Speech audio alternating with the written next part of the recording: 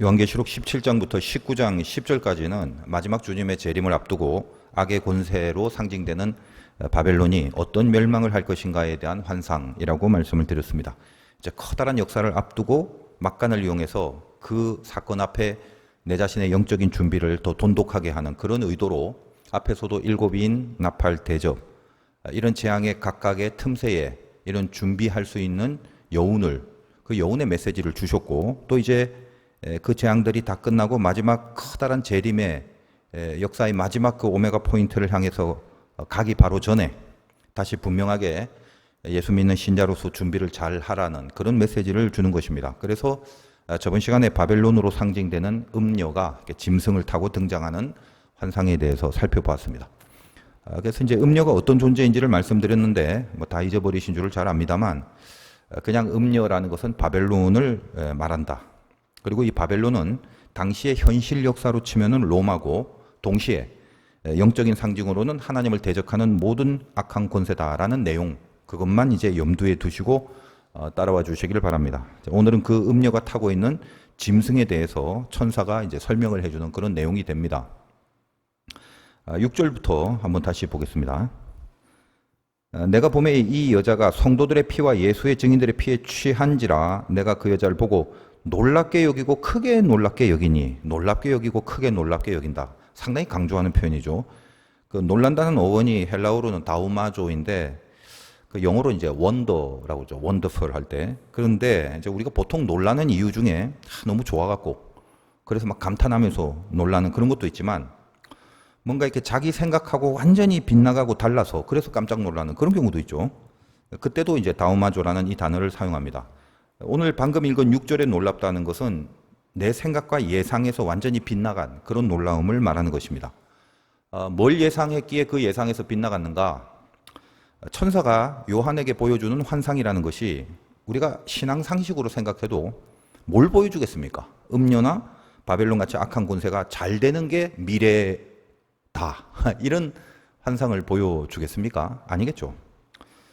악은 결국 멸망당할 수밖에 없다라는 것을 보여주지 않겠습니까? 성경의 기록인데. 당연히 악의 멸망이 요한에게 보여준 그 환상의 주제가 되는 거죠. 그래서 그거 보여주려고 요한에게 천사가 온 겁니다. 17장 1절 다시 한번 볼게요.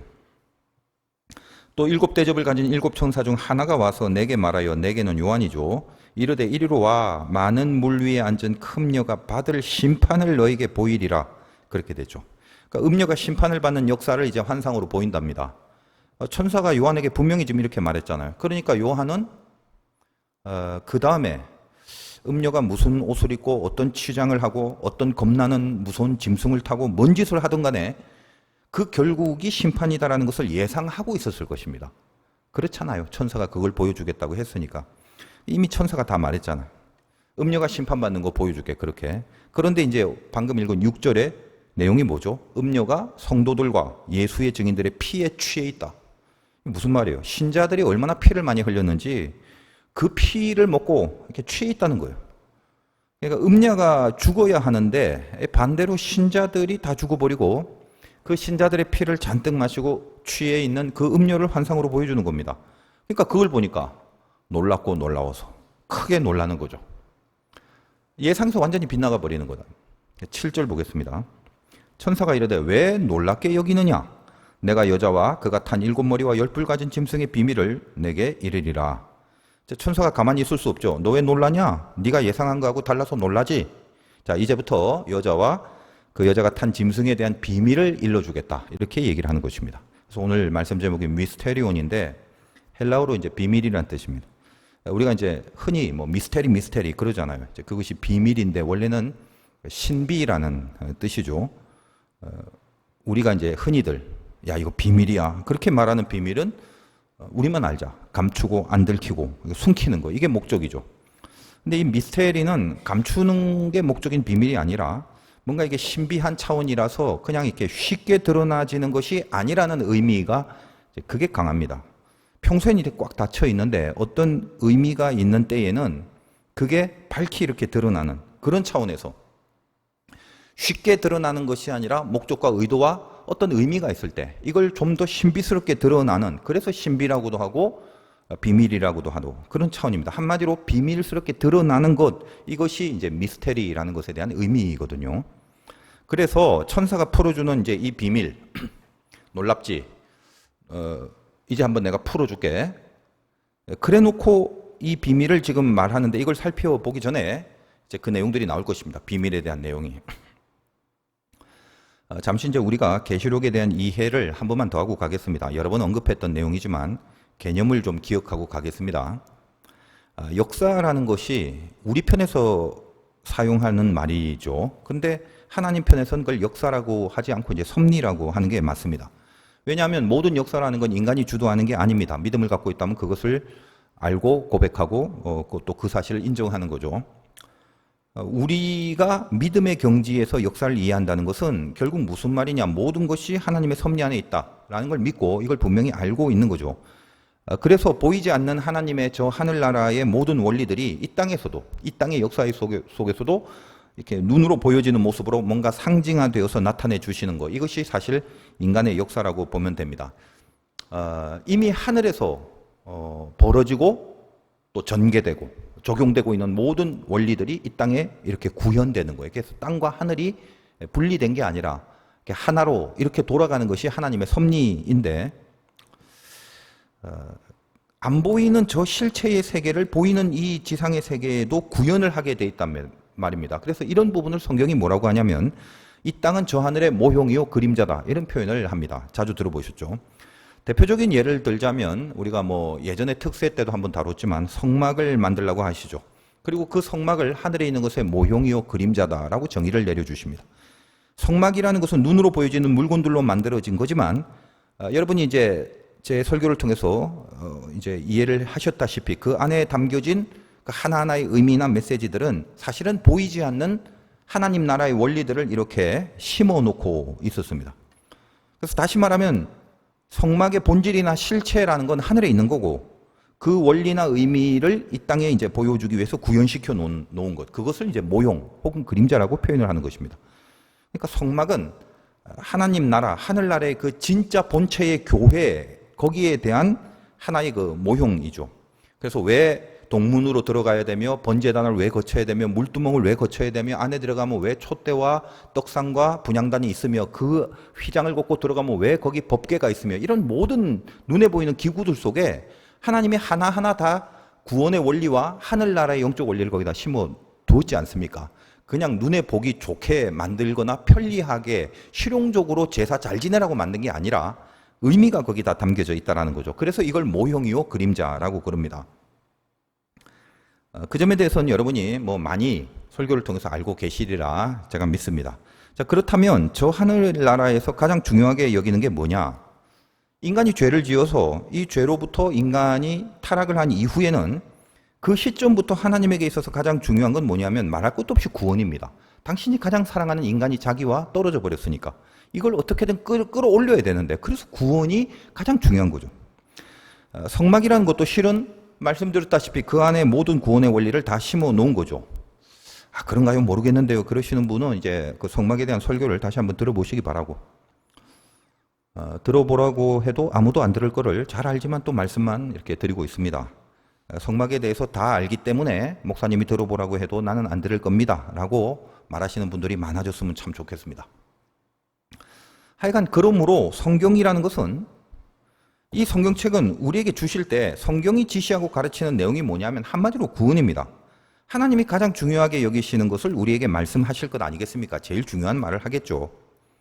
그래서 성경은 읽어보면 내용은 이 땅에 펼쳐지는, 보여지는 하나의 모형이요 그림자, 다시 말해서 이스라엘의 역사이죠. 이 땅에서 벌어지고 움직여지는 이스라엘의 역사의 내용입니다. 역사의 스토리가 쭉 기록되어 있습니다만 그 역사 현실 속에는 늘 구원에 대한 영적 현실의 메시지를, 영적 역사의 메시지를 안에 담아두고 있다는 것입니다. 뭐 여러분은 이제 뭐 다 아시겠죠. 제가 늘 설교를 하면서 그런 숨겨져 있는 메시지에 대해서 많이 이렇게 말씀을 드렸는데, 뭐 창세기에 타락한 이후의 삶을 본다면 하나님이 구원을 가장 중요하게 시작할 그 무렵이 타락이지 않습니까? 이것들이 나와 멀어졌네? 그래서 모든 성경의 역사는 결국 다시 끌어당기기 위한 구원을 겨냥하여 기록된 내용들이라는 거죠. 그래서 창세기 읽어보면 생명나무가 나오고 화영검이 나오고 뭐 가죽옷이 나오고 그런 개념들이 그 하나하나에 구원의 메시지를 담아놓은 사건들이더라는 것입니다. 그리고 이제 그런 원리들이 시간이 흐름에 따라 이 현실 역사 속에서 또 동일한 영적 원리로 생명나무의 원리와 가죽옷의 원리나 이런 것들이 동일한 영적 원리로 이게 다 구원의 핵심 개념이니까 같은 원리로 또 소개되는 어떤 역사 현실로 나타납니다. 예를 들면 출애굽 같은 사건이죠. 그 출애굽이란 역사 현실을 보면 애굽에서 탈출하고 홍해를 건너고 광야를 건너서 뭐 가나안으로 간다 이런 역사들. 결국 이것은 하나님이 당신을 떠난 아담과 하와를 향해서 하나님 직접 가서 짐승을 잡아서 가죽옷을 입히시고 마치 이것이 출애굽의 유월절과 같은 맥락이죠. 그런 구원의 맥락들을 동일하게 담아둔 사건들이더라는 것입니다. 시간이 지나고 인간의 역사 현실 속에 벌어진 스토리들도 사실은 그 안에 전부 다 애초부터 하나님이 가장 중요하게 여겼던 구원의 원리들을 다 심어놓고 계시는 것, 그리고 그걸 우리들에게 보여주려고 하는 것이 사실 성경의 내용이더라 이겁니다. 자, 이런 개념들은 제가 사실은 뭐 요한계시록 할 때만 해도 수없이 말씀을 드렸죠. 오늘도 이 계시록의 이해를 위해서 이런 기준을 다시 한번 상기하면서 잘 해석을 하셔야 됩니다. 자, 우리 7절까지 했는데 일단 8절에서 10절까지 읽겠습니다. 어려운 소리는 하나도 없는데 그냥 읽어보면 뭔 소리인지 모를 수가 있어요. 8절.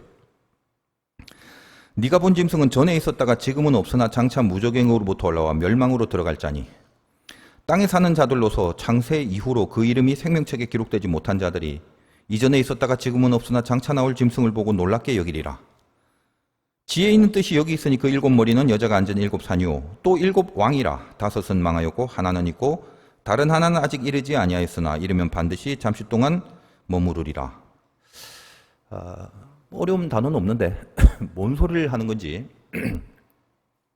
자, 음녀가 오늘 타고 등장한 짐승은 자, 일곱 머리 열 뿔 가진 짐승이라. 요렇게 설명되는 부분에서 이게 뭘 말하는가에 대한 해석으로 당시 그 로마 황제를 의미하는 것으로 해석을 하는 경우가 많았습니다. 사실 또 그런 해석이 가장 또 지지를 받고 있죠. 그러니까 지금 음녀가 짐승 하나 탔잖아요. 근데 짐승이 생긴 게 특징이 있잖아요. 머리가 7개, 뿔이 10개입니다. 그건 알잖아요. 그 짐승을 탔어요. 이 짐승이 뭐냐? 뭐 이거에 대한 해석입니다.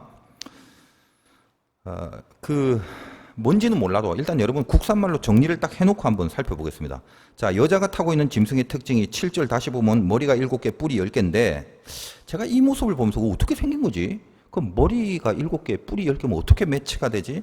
괜히 쓸데없는 한번 생각을 해보는 거예요. 머리에 하나씩 뿔이 있으면 나머지 뿔 3개는 어디다 달아놨지?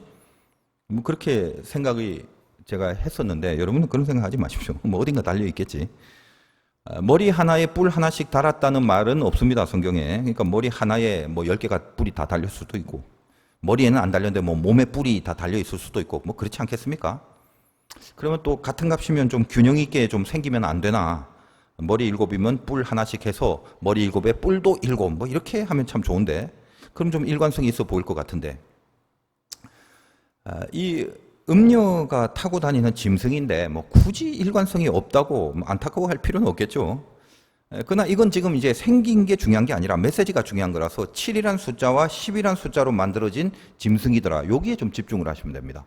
뭐 7이라는 건 여러분이 잘 알다시피 이제 완전수를 말하는 거고 10도 어떤 차원에서는 꽉 찬 수를 말하는 건데 하여간 7개와 10개, 7과 10을 강조하기 위한 그런 짐승입니다. 뭐 뿔이 어떻게 붙어 있는지는 여러분 마음대로 상상하고 싶은 사람은 뭐 상상하십시오. 뭐 등허리에 붙이든 엉덩이에 붙이든 발바닥에 붙이든. 9절을 한번 보겠습니다. 다시 지혜에 있는 뜻이 여기 있으니 그 7머리는 여자가 앉은 7산이요 7머리를 갖고 있는 이 짐승의 7머리는 7산이랍니다. 성경이 다이렉트로 딱 말하는 건 그냥 그대로 받으시고 기억을 해 두셔야 돼요. 7머리가 뭐라고요? 7산이다. 그 다음에 10절 보면 또 7왕이라 이렇게 돼 있죠. 그러니까 7이라는 것은 7머리는 7산이고 7왕이다. 같은 말이다. 12절 네가 보던 10뿔은 10왕이니 이때 이제 머리 7개에 뿔이 10개라고 했는데 10뿔은 10왕이다라고 또 성경이 직접 말합니다. 이거 그대로 받으시면 돼요. 오늘은 11절까지 읽었기 때문에 10뿔은 다음 시간에 하겠습니다. 오늘은 7머리만 볼 건데 자, 성경이 이제 자체적으로 내린 개념이 뭐였습니까? 여러분 머릿속에 성경 그대로 7머리, 이건 7산, 7왕, 머리, 산, 왕 같은 말이다 이거예요. 그래서 계시록을 좀 깊이 있게 다루는 이론들 중에 이 일곱 머리, 일곱 산, 일곱 왕 이것은 다 같은 말이니까 로마의 왕들을 말하는 것이다. 7명의 로마의 왕들. 이렇게 해석을 합니다. 10절에 보면 또 일곱 왕이라 해놓고 그 내용을 전체 7개 중에 5은 망하였고 하나는 있고 다른 하나는 아직 이르지 아니하였으나 이르면 반드시 잠시 동안 머무르리라. 5은 망하였는데 하나는 있고 지금 있는 하나는 그럼 6번째겠네. 그리고 다른 하나는 아직 이르진 아니하였으나 이제 이르면 반드시 잠시 동안 머문다. 요건 7번째겠네. 그래서 전체가 7개가 나오는 거죠. 그러니까 로마 황제 중에 여러분들이 이렇게 로마 역사를 보면은 아우구스투스, 티베리우스, 칼리큘라, 클라디우스, 네로 요 5명의 막강한 왕들이 있었다가 이제 없어졌고 그 다음에 하나는 있고라는 말은 지금 현존하는 6번째 왕은 베스파시안 AD 69년에서 한 79년까지 통치했던 왕입니다. 그리고 그 다음은 이제 아직은 없는데 곧 오게 되면 잠시 머무른다라고 말하죠. 그 왕은 이제 7번째 왕 디도 79년도에서 81년까지 통치한 그 왕을 말한다라고 해석을 하고 있습니다. 자, 그리고 11절 보면 애매해요. 전에 있었다가 지금 없어진 짐승은 요 말은 8절과 또 연결되는 거죠. 8절에 뭐라고 그래서 네가 본 짐승은 전에 있었다가 지금은 없으나 장차 무정액으로부터 올라와. 그러니까 11절에 그 전에 있었다가 지금 없어진 짐승은 8째 왕이다. 이런 그냥 어떻게 보면 뭐 그래 그러려니 하겠는데 이렇게 갑자기 왜 또 8째 왕이 나오나. 머리 7의 짐승밖에 없는데 8째면은 머리 8의 짐승으로 안 나오고 갑자기 8째 왕이 되고 이게 뭔 소린지 모르게 이렇게 헷갈리게 나오는 거예요. 하여간 전에 있었다가 지금 없어진 짐승은 8째 왕이니 7 중에 속한 자라. 뭔지 몰라도 7 중에 속하고 있대요. 그가 이제 멸망으로 들어가리라. 이렇게 돼 있습니다. 오늘 본문까지가. 8째 왕도 하여간 있는데 이것은 로마의 왕으로 해석하는 이론을 따르면 그 7번째가 디도였는데 디도의 후임인 도미티안 황제를 말합니다. AD 81년에서 96년도까지 통치를 했는데 요한계시록 당시에 로마의 가장 큰 핍박은 바로 이 도미티안 황제에 의해서 가해지는 그런 핍박이었습니다. 그래서 이것을 염두에 둔 내용입니다. 그리고 그래서 이제 이 8번째 왕이라는 표현을 이제 하게 되는데 요건 이제 조금 더 있다 나중에 한번 다뤄보도록 하고 여러분이 이제 그 로마의 동전을 보면 지금도 인터넷 치면은 그 로마 동전이 나옵니다만 여자가 7개 이렇게 산 위에 앉아 있고 발을 이렇게 강에 담그고 있는 모습이 있고 거기 이제 로마라고 적혀 있어요. 그리고 그 뒷면에는 그때 그 당시에 그 황제의 얼굴이 이제 그려져 있습니다. 그런 로마의 모습들을 은유해서 이렇게 묘사한 또 환상이기도 하고요. 그러므로 이 짐승의 모습을 네로가 워낙 유명한 박해를 했기 때문에 물론 요한계시록은 도미티안 황제라는 사람 치하에서 더 큰 박해를 받았을 때입니다만 당시 네로를 전후로 해서 로마가 이스라엘 백성에게 주는 박해가 심하였기 때문에 그런 식으로 로마의 황제에 비유하여 7머리, 7산, 7왕이라는 은유를 통해 로마의 왕들을 이야기하는 거다라고 그렇게 이해를 하는 것입니다. 이 해석은 역사 현실이란 측면에서 본다면 틀린 해석은 아닙니다. 산이나 머리나 왕이나 성경이 그렇게 그것을 왕으로 풀었기 때문에 그런 개념은 로마 황제들을 상징하는 해석으로 사실 합당합니다. 그리고 이제 나중에 보면 알겠지만 이 산이라는 것도 로마라는 그 나라 자체가 크게 위에서 이렇게 보면 7개 산으로 둘러싸이는 나라이기도 하고 그걸로도 유명하고. 근데 이제 여기서 아주 구체적으로 본다면 이제 이런 비판을 할 수가 있겠죠. 여기 로마의 황제들이 지금 제가 이렇게 언급한 이 순번대로 사실 역사 속에 딱딱 등장한 것은 아니고 중간중간에 뭐 좀 비중이 없는 그런 황제들도 등극했다 나왔다 뭐 이렇게 좀 왔다 갔다 하다 보니까 정확하게 어떤 행정 서류처럼 7왕의 순번이 이렇다라고 말하기는 행정상으로는 좀 딴지를 걸 수가 있다는 것입니다. 성경은 마지막 8번째에 등장하는 이 왕이 가장 큰 핍박을 줬기 때문에 로마의 황제라면 마지막 이 8번째 왕을 도미티안으로 보게끔 하는 순번으로 그렇게 우리들에게 해석을 하고 그런 해석을 해주는 신학자들이 많습니다만 제가 이걸 틀렸다고 보는 건 아닙니다. 뭐 상당히 합당한 해석이지만 정확하게 행정적으로 보면 그 중간중간에 왕들도 다른 황제들도 있었기 때문에 좀 딴지를 걸 수도 있다. 그런 문제죠. 그래서 또 다른 한편의 학자들은 여기에 반하여 반한다기보다도 이것보다는 다른 의견을 얘기하는데, 일곱 왕에 국한하지 말고 여기 머리 일곱을 갖고 있는 짐승이 지시하고 상징하는 것은 좀 더 확대해서 이제껏 인류 역사상, 인간의 역사상 기독교를 박해하는 거대 제국의 세력으로 그렇게 해석을 하기도 합니다.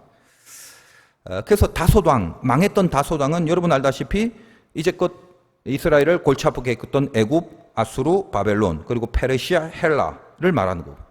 그리고 이제 지금 있는 하나는 있고 오라고 그랬잖아요. 그럴 때는 로마의 어떤 황제가 아니라 앞에서 이해를 했던 아예 그 로마라는 나라 자체, 헬라 다음에 로마잖아요. 로마를 말하는 것이다. 그리고 이제 아직 안 이뤘지만 앞으로 오게 되면 잠깐 머무른다는 그거는 순번으로 7번째인데, 자, 6번째는 로마니까 로마가 멸망한 이후에 등장하는, 그러면서도 모든 그리스도를 반대하는 세력을 갖고 있는 어떤 국가, 그 정도로 이렇게 해석을 해야 된다. 그렇게 보기도 합니다. 그래서 이런 해석들이 또 전체적으로 틀렸다라고 보아서는 안 되는 거고, 다 열심히 연구하고 또 열심히 기도해서 다 맞는 말이라고 저는 생각합니다. 합당한 해석이죠. 로마의 왕들로 이해를 하던 아니면 조금 더 큰 범위에서 이스라엘 이제껏 지배했던 거대 제국으로 해석을 하던, 사실 뭐냐면 그 근본 취지는 동일합니다. 둘이 논쟁을 할 필요가 사실 없는 거거든요. 아까 말씀드렸다시피 세상 역사 현실이라는 건 모형이요 그림자고, 저 하늘에 있는 실체를 반영하는 역할을 하는 것입니다. 그래서 현실 역사를 해석할 때는 딱 요건 요거고 저건 저거야. 아니야 이거는 크게 봐야 돼. 아니야 이건 로마의 국한에서 봐야 돼. 이렇게 그걸로 딱 끝나는 게 아니라 그 모형과 그림자의 실체가 무엇인지까지 그걸 볼 수 있고 그걸 해석할 수 있어야 한다는 거죠. 그래서 보여지는 역사의 현상을 통해서 그 안에 있는 배후 원리, 이게 더 중요한데, 현상으로만, 보여지는 것으로만 파악을 하면 원래 거기에 감추어져 있는 메시지가 이렇게 드러나지 못하는 거죠. 아, 이거는 일곱 머리 로마의 왕들이 아니야 그거는 제국의 나라들 말해. 그런 식으로 시시비비 가리려다 진짜 메시지는 이제 다 없어져 버릴 수도 있습니다. 여러분은 어떻게 봐야 됩니까? 그리고 저의 해석은 그거죠. 당연히 이것은 로마의 왕 맞고 제국들 이름도 맞습니다. 얼마나 이게 신비한지 모른다 이거죠. 현실 역사에서 벌어진 모든 사건들을 통해서 제국들이 지배한 사건이나 로마의 황제에게 핍박받는 사건이나 다 이 역사 현실 중에서 벌어지게 하시면서 동시에 그 안에서 영적인 역사가 뭔지, 영적 원리가 뭔지 이걸 메시지를 주고 있는 거죠. 앞으로도 영원히 하나님을 대적하는 세력들이 흥망성쇠하고 있었다 없어지고 또 등장하고 앞으로도 등장한데 등장할수록 세진다라는 영적 원리에 대하여 하나님이 우리들에게 지시를 해주고 있는 거죠. 그걸 뭘로? 인간 보여지는 이 현실 역사를 통해서 말입니다. 그래서 이 두 가지를 함께 이해를 하고 있어야 되는 거죠. 그러면 로마의 황제이든 제국의 사람이든 신비하게도 다 그 원리와 맥락 속에서 해석이 되고 이해가 되고 풀이가 되는 거거든요. 뭐가 맞다라고 싸울 일이 아니죠. 이런 것들이 성경의 기가 막힌 신비입니다. 이런 이해를 하지 못하면 성경이 정작 지시하고 있는 포인트를 잘 보지 못하게 되죠. 따라서 결론적으로 음녀가 탄 짐승이나 이 모든 역사와 우주 안에 있는 이 하나님을 거스리고 반대하는 세력, 그 악한 세력의 상징이고 실체입니다. 제일 크게 말하면 사탄의 권세 이렇게 봐도 되고, 그리고 제국들이나 이 로마의 왕들과 황제들을 통해서 그 악한 힘이 현실적으로 드러나는 역사를 지금 너희들은 살아가고 있다라는 것입니다. 말할 것도 없이 그렇게 눈에 보여진 현실 역사의 배후에는 마귀의 권세가 자리하고 있는 거죠. 거기까지 봐야 되는 거죠. 자, 근데 결론이 이제 뭔가요? 선악과를 따먹어도 생명나무를 하나님이 주듯이, 애굽의 노예로 살아도 바다를 갈라서 탈출시켜 주듯이, 제국의 세력이 아무리 거대하여 이스라엘 백성들을 그렇게 지배하거나 또 로마 제국으로만 친다면 로마의 7 황제들의 권세가 아무리 크고 험해서 예수 믿는 사람들을 그렇게 박해하거나 어떤 경우라도 11절 마지막 구절에 그가 멸망으로 들어가리라. 그것이 모든 악한 역사의 결국이다라는 말을 하고 있는 것입니다. 그래서 이제 좀 더 늦은 밤에 졸릴 수도 있는데 조금 더 자세히 봅시다. 자, 음녀가 타고 있는 짐승이 무엇인가 하면 전에 기억이 날지 모르겠습니다. 용이 부리던 바다에서 올라온 짐승, 바다와 땅에서 한 마리씩 올라서 오른팔 왼팔 삼았는데, 저번 시간에 말씀드렸죠.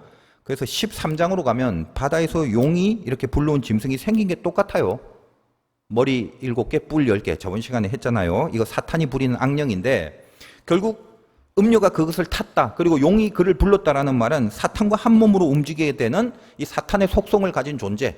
그러니까 그래서 짐승을 탄다라는 표현입니다. 그러니까 결국 이 짐승도 사탄이고 사탄에 의하여 좌지우지되면서 한 몸을 이루고 있는 그런 어떤 역할을 하는 거죠.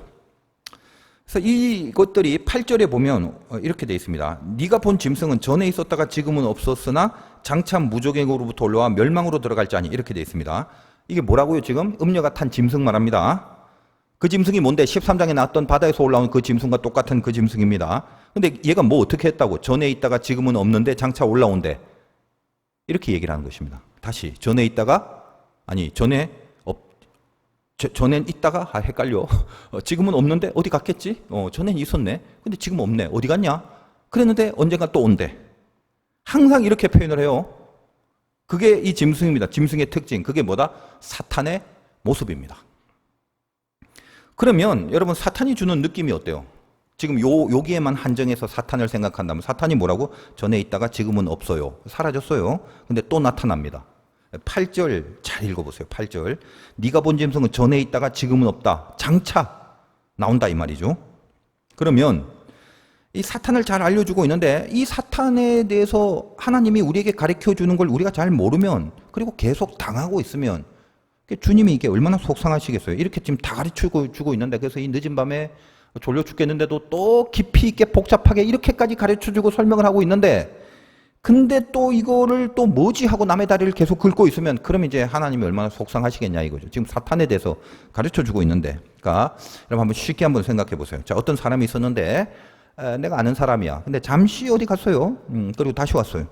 그러면 적어도 예전과는 달라져서 온 겁니다. 오랜만에 왔어요. 그러면 보자마자 뭐지? 어떤 정체로 온 걸까? 쉽게 말해서 얘 강해져서 왔을까? 약해져서 왔을까? 부자가 돼서 왔을까? 가난해져서 왔을까? 기타 등등. 궁금해집니다. 그러면 오래간만에 온 그 상대가 어떤지를 알아야 거기에 맞는 관계와 처신을 할 거 아니에요. 그가 어디서부터 왔는지를 알면 그럼 풀리죠. 들어봤더니 하버드 대학에 갔다 왔대요. 아, 학자가 돼서 온 거예요? 또 들어봤더니 무슨 격투기 도장에서 왔답니다. 그럼 무슨 선수가 돼서 온 거죠. 운동선수가. 아니면 한양에서 마패를 들고 왔어요. 그럼 암행어사가 된 거죠. 감옥에서 나왔으면 죄 짓고 벌을 받고 온 겁니다. 어디서 왔냐? 이게 핵이죠. 자, 그러면 이 짐승도 마찬가지입니다. 있었는데 없어졌다가 다시 온답니다. 다시 보면 나는 그럼 이 짐승 앞에서 어떤 처세를 해야 되나? 그게 중요하죠. 이 짐승도 마찬가지란 말이에요. 그럼 어디서 다시 왔는가가 중요합니다. 8절 다시 보세요. 네가 본 짐승은 전에 있다가 지금은 없으나 장차, 요 뒤가 중요한 거예요. 어디 있다 왔다? 무저갱으로부터 올라와 멸망으로 들어갈 자니. 무저갱으로부터 올라와 멸망으로 들어갈 자니. 어때요? 무저갱. 주님이, 하나님이 확 사탄들을 가둬두는 끝도 없는 그 지옥불이 막 우글거릴지도 모르는 거기에 갇혀서 그러다 나왔대. 어때요? 괜히 긴장해져. 완전 별거 아닌 존재죠. 무저갱에 일단 들어가 꼼짝 말고 잡혀 있다가 이거 전에 계시록에서 사실 다 말씀드렸거든요. 하나님이 일정 기간 어떤 의도를 갖고 허락을 해주셔서 올라옵니다.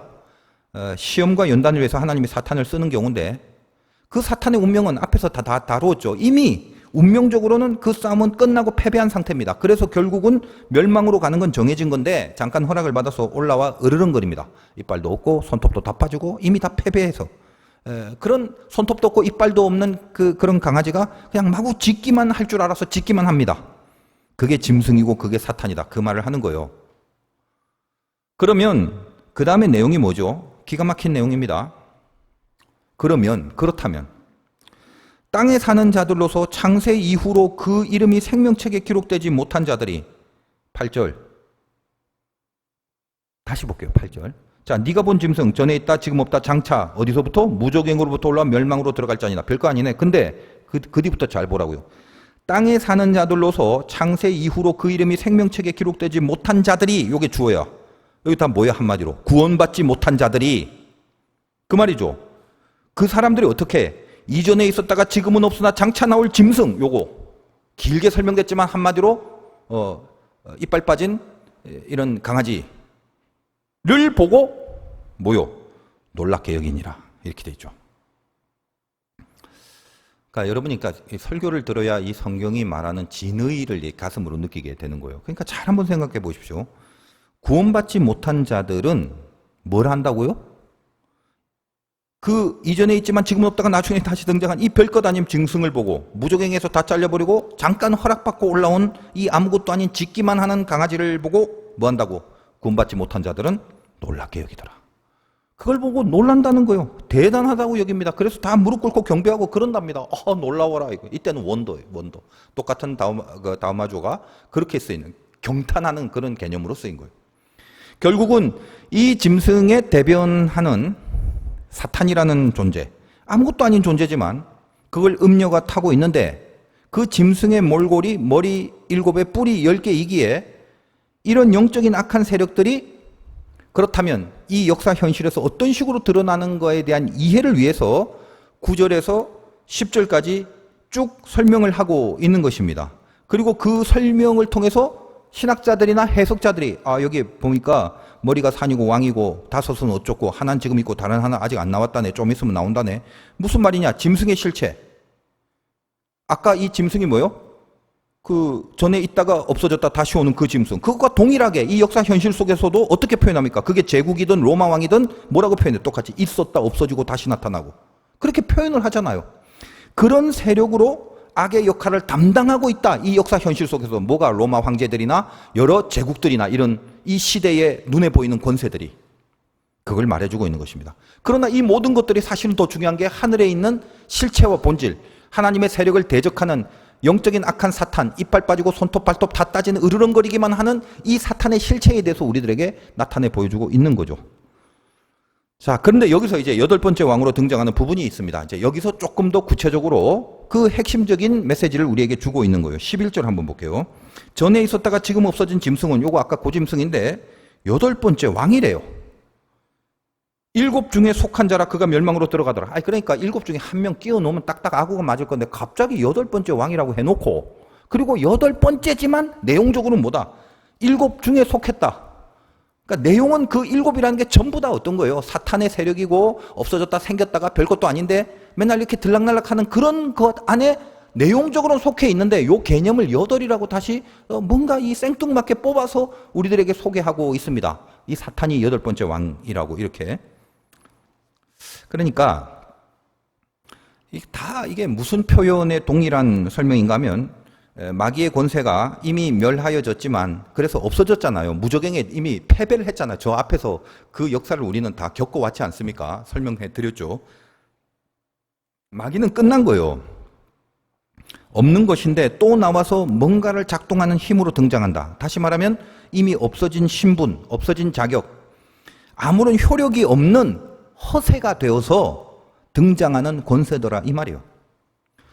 이것처럼 마귀의 정체를 잘 설명하는 말이 없는 것 같아요. 허세입니다. 허세. 8이란 건 없어요. 원래. 그러니까 7이 완전수라고 그랬잖아. 그래서 마귀의 모든 역할과 한계도 7이라는 숫자로 끝나는 겁니다. 더 이상은 없어요. 그래서 머리가 7이에요. 그런데 갑자기 머리는 7이라는데 어디서 나타난 게 8번째 왕이라고 합니다. 머리가 하나 더 있으면 7머리가 아니라 8머리로 치고 7산이 아니라 8산이라고 치고 8왕이라고 치고 하나 더 만들어 놓던가. 로마 주변의 산은 아까 말씀드렸다시피 7산으로 둘러싸여져 있고 그 당시에 7산 그러면 누가 뭐래도 딱 로마라고 이렇게 다들 알고 있던 그런 시절입니다. 근데 남대없이 8이 등장해. 8이라는 건 또 다른 새로운 하나라는 개념이 아니에요. 7에 속했다고 그랬잖아. 그러니까 내용은 7이고 똑같은 사탄인데 8? 이게 뭐예요 도대체? 허수라는 말이에요 이게. 허수의 존재는 그래서 허수기 때문에 허세가 되는 거예요. 그래서 11절에는 그 마귀의 정체를 8번째 왕이라고 칭한 겁니다. 이 허세. 근데 이 허세는 알면 쉽고 모르면 어려워지는 거죠. 허세인 줄 알면 별것 아닌데 모르면 심각해지는 거고 모르면 이것 때문에 당하는 것 같고 모르면 이걸 이길 수 없는 것 같고. 요즘 그런 게 없는데 예전에 제가 이제 초등학교 다닐 때는 뭐 여름에 뭐 공포 체험 뭐 이런 거 돈 주고 귀신의 집 이런 거 들어갔다 이 말이에요. 그 뭐 사람이 만들지 않지만 좀 쫄이잖아요. 무섭고. 그래서 저는 이제 돈 내고 그 들어가려고 이제 친구들 한 몇 명 있는데 그 매표소 옆에 어떤 아저씨 대화를 우연히 듣게 됐습니다. 이성적으로는 알죠. 인간이 만들었지 진짜 귀신이 나오겠습니까? 그래도 겁나잖아요. 아저씨 말하는 게 그거예요. 그때 내 생각이 나는데 그 뭐죠? 그 이제 그 마네킹도 있고 뭐 가발로 귀신이 있는데 뭐 그런 얘기를 뭐 하면서 이 가발이 얼마고 뭐 마네킹이 뭐고 그런데 그 마네킹보다 가발이 더 비싸다. 뭐 이런 얘기를 이렇게 듣는 걸 제가 딱 들었어요.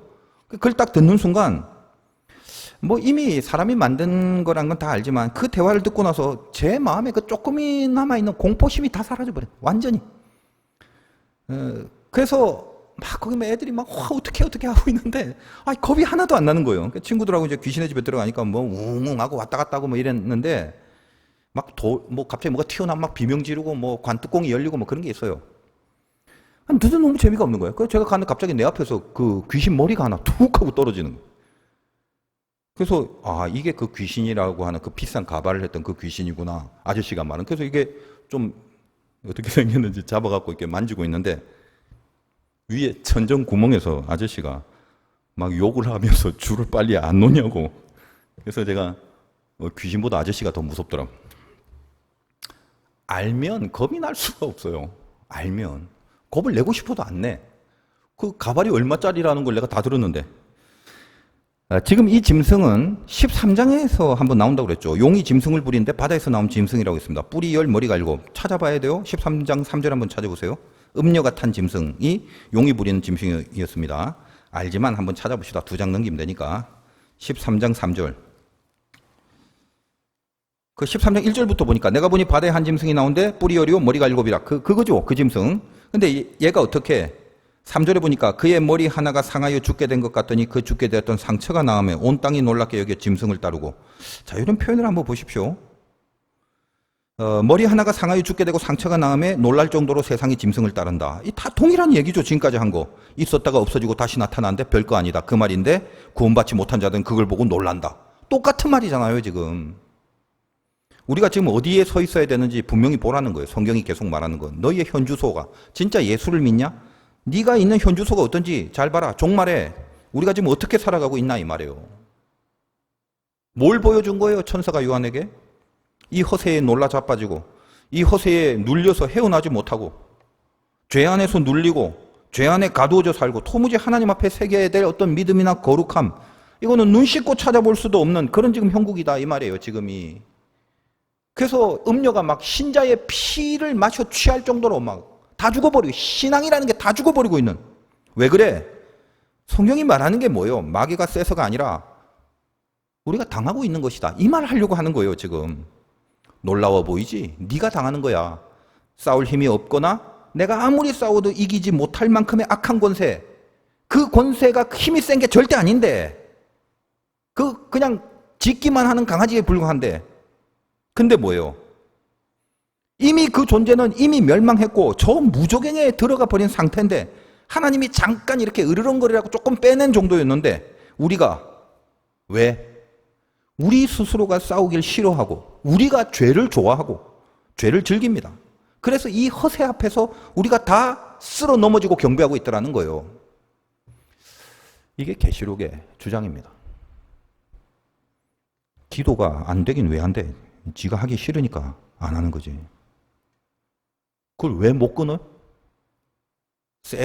지가 끊기가 싫은 거지. 누가 그거 끊으면 죽인다고 했어요? 죽인다고 해서 못 끊어요? 아니죠. 자기가 끊기 싫은 거지. 얼굴이 찡그러진 이유가 뭐야? 그 사람 때문이? 아니죠. 지 마음이 찌그러져 있는 거죠. 속이 왜 상해? 누가 해꾸질해서? 아니요. 지 고집대로 안 되니까 그런 거죠. 지 고집을 포기하지 못하니까 속이 상한 거지. 잘 보시라고요. 이유 없이 어둡고 암울하고 왜 그래요? 내 스스로 밝아지기가 싫은데 그게 큰 문제라니까. 밤이 좋은데 어떨 거예요? 어둠을 물리치고 죄를 끊어내야 되는데 그런 결단과 행동을 하는 데 있어서 그 어떤 권세와 세력도 나를 방해하거나 막지 못합니다. 무슨 음료가 짐승 타고 그걸 막을 거라고? 아니요. 그게 아니에요. 봤잖아 지금 계시록에서. 왜 막지 못하냐? 우리는 예수 그리스도의 생명의 복음으로 하나님의 자녀가 되었기 때문에 나를 건드릴 수 있는 악한 권세는 없는 겁니다. 그게 우리 신분이 주는 어마어마한 자리예요. 여러분이 주님의 이름을 걸고 기도를 하면 악령이 건드릴 수 없다 이 말이에요. 바로 떠나간다 이 말이에요. 짐승들은 다 힘이 없습니다. 근데 왜 당하냐? 여러분들 자신의 문제거든요. 항상 그렇잖아. 여러분, 뱀이 하와의 입을 강제로 벌리고 선악과를 마구 집어넣은 적 없어요. 쥐가 먹고 싶어진 거지. 종말의 가장 무서운 대적이 뭔지 아십니까? 내가 내 안에서 무너지는 거예요. 뭐 때문에? 마귀의 공격이 강하고 대적이 세서가 아니라, 물론 그 공격을 이용한 유혹과 시험의 세력이 오긴 오지만 그 자체가 직접적으로 센 건 하나도 없다 이 말이죠. 오히려 보십시오. 거짓이 이기고 있고 틀린 것이 더 세 보이고, 내가 지키는 의와 믿음, 보잘것없이 작은 거지만 이 작은 거라도 지킬 만한 의미나 가치가 있어야 되는데, 전신에 어떤 옳고 의롭고 진짜 믿음이 발휘되는 부분의 아름다움이라는 건 보이지 않고 외려 틀리고 거짓되고 고장난 것들이 더 세지고 많아지고 커 보이는, 그것을 보는 그 환멸과 회의감이 도대체 하나님은 살아계신가 하는 것에 대한 의심을 주고 내 믿음의 향방을 바로 세우지 못하게 하기 때문이죠. 내가 나를 무너뜨리게 하는 것, 그게 가장 큰 대적입니다. 여러분, 이 시대가 마귀의 공격 때문에 믿음을 지키지 못하는 시대가 아니에요. 우리 안에서 그래야만 되는 것들처럼 보이는 것들이 하나도 그래야만 되지 않은 것을 바라보면서 그것이 주는 내 스스로의 결단과 각오와 결심에 기스를 내기 때문이죠. 나 혼자 이러면 뭐하냐라는 거예요. 도대체 하나님이 있다면 왜 이걸 이대로 내버려 두냐라는 것입니다. 그러니 뭐가 옳은 건지, 어디에 저항해야 되는 건지, 어디에 맞닥뜨려서 들고 일어나야 되는지에 대한 변별력과 기준과 분별은 다 사라져버리고 그저 음료에 취할 포도주의 잔밖에는 안 되는 그런 몰골로 살아가고 있지는 않냐라는 것입니다. 그러니까 오늘의 중요한 메시지가 뭐냐? 천사가 요한에게 환상을 보여주는, 무슨 환상이요? 아까 말했죠. 17장은 음료가 받는 심판의 환상을 보여준다고 시작을 하잖아요. 기억하시죠? 그래서 보니까 이거 예상하고 너무 놀라. 너무 크게 놀라. 예상하고 너무 달라서. 그래서 오늘 본문 시작인 6절이 그 말 아닙니까? 그래서 음료가 신자들에게 줘야 되는데 그걸 보고 통쾌해야 되고, 그렇지 과연 하나님이 이렇게 나와야 되는데 환상을 봤더니 오히려 신자들을 음료가 다 죽이고 그 피에 취해 있을 정도라는 것입니다. 도대체 웬일인가 싶은 거예요. 그때 천사가 뭐라고 했죠? 왜 놀라냐? 좀 이해가 안 되더냐? 그러면 내가 비밀을 보여줄게. 이렇게 되는 거예요. 그래서 이 비밀을 보는 게 중요하죠. 그렇게 하고 짐승의 실체를 보여주는 겁니다. 무적행에서 잠시 올라온 짐승. 가만 보니 8이라는 허수다. 수는 7로 끝나야 되는데 없는 숫자 하나 더 나와서 8번째라는 허세를 부립니다. 그리고 그 허세 앞에 놀라서 떨고 경배하는 자들도 있더라. 네가 저렇게 될래? 너희는 이 정체를 분명히 알고 지지 말라는 거예요. 놀라지 마라 이거예요. 천사의 메시지는 간단합니다. 7절에서 이렇게 하면 너 왜 놀라니? 결론은 뭔지 아니? 11절 마지막입니다. 그가 멸망으로 들어가리라. 그 말이에요. 이것이 핵심입니다. 왜 놀라냐? 놀라지 마. 그건 멸망이야. 이렇게 얘기를 하는 거예요. 저도 이 말씀 앞에서 얼마나 많은 은혜와 힘이 되는지 모릅니다. 세상을 가만 보면 말세로 치닫고 있는 시대가 되면 될수록, 요즘은 더하죠. 음료가 휩쓸고 있는 모습을 봅니다. 신자들의 피가 흘러져 내리고 정말 예수 믿는 자들의 피는 더 많이 흘려지고 음료는 그걸 먹고 취하고 있습니다. 보면 저렇게 되면 안 되는데, 저러면 정말 안 되는데, 진짜 이건 아닌데, 그러면서 그 놀라움에 절망하고 있는 겁니다. 성경이 말하는 게 뭐죠? 놀라지 마. 네 예상하고 다르지? 그게 정상이야. 잘못 돌아가는 게 아니라 원래 그런 거야. 사탄의 허세 앞에서 놀라서 다 넘어지는 자들은 이미 구원받지 못한 것이고 그것으로 심판받는 거지만, 너 구원받은 너희는 놀라지 마라. 그 허세들의 끝은 결국 멸망이다. 끝까지 싸워라. 그래서 반드시 남아있어야 된다. 여러분, 만약에 계시록의 이 종말의 환상이 자 보여줄게 해놓고 막 음료가 다 사라지고 음료와 짐승이 애초부터 등장하자마자 막 신자들에게 원펀치 투펀치 맞아갖고 다 피 흘려 쓰러지고 깨갱거리고 막 그런 환상을 기록해 두었으면 아마 이 시대에 진짜 믿음을 가지고 살아가는 자들은 견디기 힘들었을 거예요. 왜냐하면 세상이 성경처럼 돌아가지 않거든. 그래서 견딜 수 없었을 것 같습니다.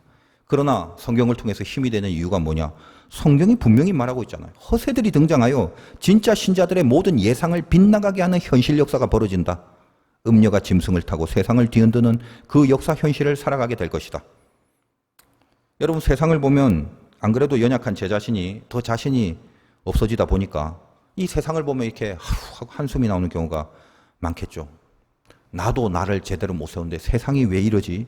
그런데 이 한숨이 나온다고 소망이 없는 건 아니라는 것을 가르쳐 주시는 겁니다. 그래서 오히려 더 진짜들은 그래서 더 예수만 소망하고 살아갈 수 있는 마지막 믿음이 가능하다 라고 말씀해 주시는 겁니다. 성경을 믿느냐?